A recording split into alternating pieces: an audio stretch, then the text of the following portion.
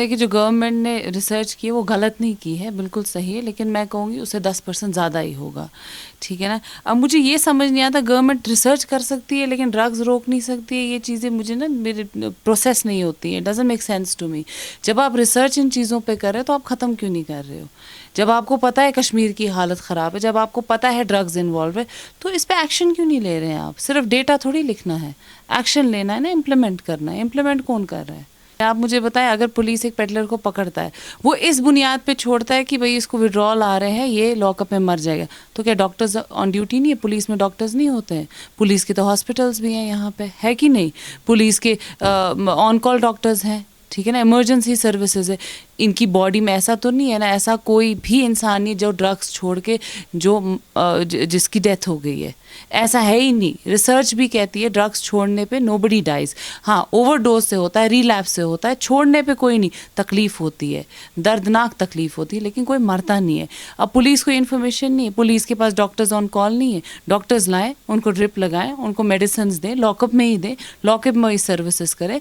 अगर ड्रग्स ख़त्म करना है, आप छोड़ देते, वो दूसरे दिन फिर से ड्रग्स बेचता है, वो फिर से ड्रग्स करता है, तो आपने क्या किया? आप पकड़ोगे, उसके बाद आप क्या करोगे? पुलिस कहती है हम क्या कर सकते हैं?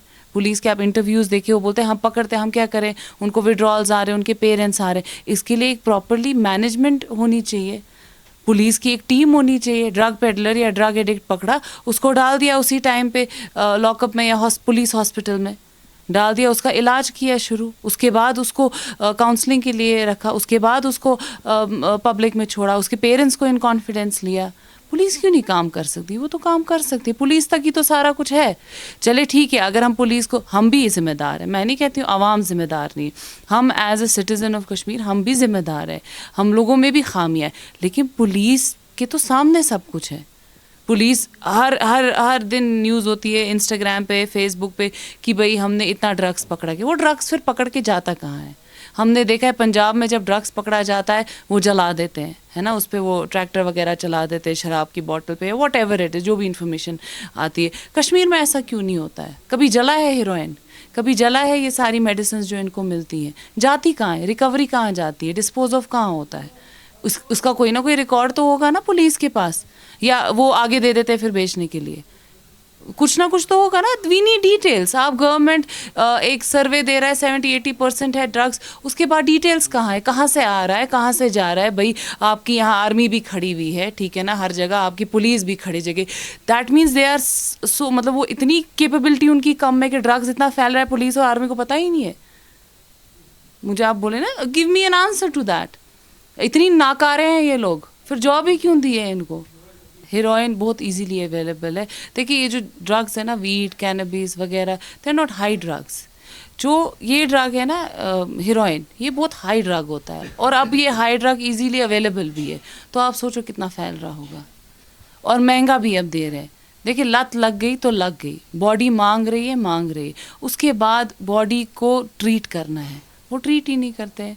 बच्चा हेरोइन लेता एंड पे उसकी मौत हो जाती है। ये एक ही चीज़ होती है विच इज़ डेथ। सिर्फ मरना होता है ड्रग एडिक्ट्स को, अगर वो रिकवरी में ना है, अगर वो रिहैब में ना है, अगर वो अपने आप को ठीक ना करना चाहे, उनकी फिर एंड यही होता है। जो आपने देखा पंजाब में हुआ, पंजाब में क्या हुआ?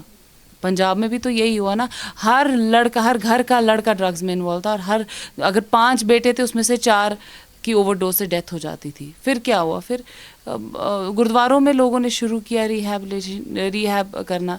इन बच्चों को पकड़ा, क्योंकि पुलिस वहाँ फेल हो गई, इन बच्चों को पकड़ा, रिहैब में डाला, उसके बाद इनका ट्रीटमेंट किया। इनको मारा नहीं, इनको ख़त्म नहीं किया, इनका ट्रीटमेंट किया। हमें वही नज़रिया बदलना है। हम कश्मीरियों को अब थोड़ा होश में आना और नज़रिया बदलना है कि चीज़ें ख़त्म नहीं, चीज़ों को ट्रीट करनी है। हम लोग ट्रीट ही नहीं करते। यहाँ बोलो किसी मस्जिद को रिहैब में कन्वर्ट हो जाए, हम बच्चों को सुधारेंगे, कोई नहीं मानेगा। सब बोलेंगे नहीं हमें हाथ भी नहीं लगाना, हमारे घर में थोड़ी हो रहा है। जब तक उनके घर में पहुँचेगा नहीं ना, तब तक वो रियलाइज़ नहीं करेंगे। और इसी तरह कश्मीर ख़राब और तबाह हो रहा है। इस पेशेंट को ये लगता है कि मैं मर रहा हूँ, उसको इतनी तकलीफ़ होती है, इतनी तकलीफ़ होती है, उनको मिर्गी भी आ सकती है, ठीक है, उनको इतने गंदे विड्रॉल्स आते हैं, लूज़ मोशंस लगते हैं, उल्टियाँ आती है, ठीक है ना, बीपी हाई या लो जा सकता है, फीवर हाई लो हो सकता है, बहुत ही उनका हेपेटाइटिस सी, बहुत बच्चों का हेपेटाइटिस सी पॉजिटिव होता है क्योंकि वो इंजेक्ट एक दूसरे का करते हैं या इवन अपना ही करते तो बहुत दिनों बाद करते, उससे भी इन्फेक्शन हो जाता है, किसी का HIV भी पॉजिटिव होता है। तो आप सोचे इतनी सारी बीमारियां हैं, ऊपर से वो हीरोइन भी करे और हीरोइन की वजूहत ही है बीमारी की, तो कितनी तकलीफ से वो सहेगा। उसका एक प्रॉपर ट्रीटमेंट होता है ना, जब बॉडी ठीक होगी फिर माइंड नहीं, फिर बॉडी आपकी नहीं मांगनी, फिर आप ड्रग से ऑटोमेटिकली आहिस्ता आहिस्ता आहिस्ता रिकवर करोगे। पहले the first thing is body ठीक करना, उसके बाद काउंसलिंग होती है। आप क्या काउंसलिंग करोगे एक बच्चे की जो ड्रग में इन्फ्लुएंस होगा, उसके लिए तो हम सेंस ही नहीं बनाएंगे ना, हम तो उसके लिए कुछ भी नहीं है। जब उसकी बॉडी ठीक होगी, जब वो होश में आएगा, जब उसको लगेगा नहीं मैंने ड्रग्स 3-4 दिन छोड़ दिया, तब वो बात करने के होशो हवास में होता है, तब वो एडवाइस लेता है, तब वो यहाँ से बताता है मेरे साथ क्या हुआ। तब तक तो ही is a patient and we have to treat him, we have doctors who will treat him, we have medicines who will treat him. कभी ऐसे भी इंजेक्शन्स हम पेशेंट्स को देते हैं जिससे उनको बिल्कुल फ़र्क नहीं होती, वो highest dose of pain killer होता है। अब आप सोच सकते हैं जो highest dose of pain killer उससे फ़र्क नहीं हो रहा है, लेकिन हीरोइन अगर हम लगाएंगे उससे एकदम दर्द भाग जाता है, वो कैसे? आजकल केमिकल्स है हीरोइन में, आजकल बहुत सारी चीज़ें हो रही है। जर्नलिस्ट का भी एक मुझे लगता है एक बहुत बड़ा रोल है इसमें कि अगर आप लोग भी चाहे तो आप लोग भी ड्रग्स ख़त्म कर सकते हैं। हम अगर सब मिल के चाहे तो ड्रग्स ख़त्म कर सकते हैं। मेरी यही मैसेज है कौम से, प्लीज़ होश में आ जाओ, ड्रग्स ख़त्म करो, वरना हर घर का, वरना लड़के ख़त्म हो जाएंगे। यहाँ पे हमारे लड़के तबाह और बर्बाद ऑलरेडी हो चुके हैं बहुत सारे रीज़न की वजह से। I don't want to say that, everybody knows it. अब ये एक ड्रग्स रीज़न मत बनाओ। कश्मीर ऑलरेडी ख़राब हो गया, ऑलरेडी तबाह हो गया, यहाँ पे ऑलरेडी हमें कुछ भी नहीं रहा है। जो जिस कश्मीर को हम जन्नत कहते थे वो बिल्कुल जन्नत नहीं रहा है।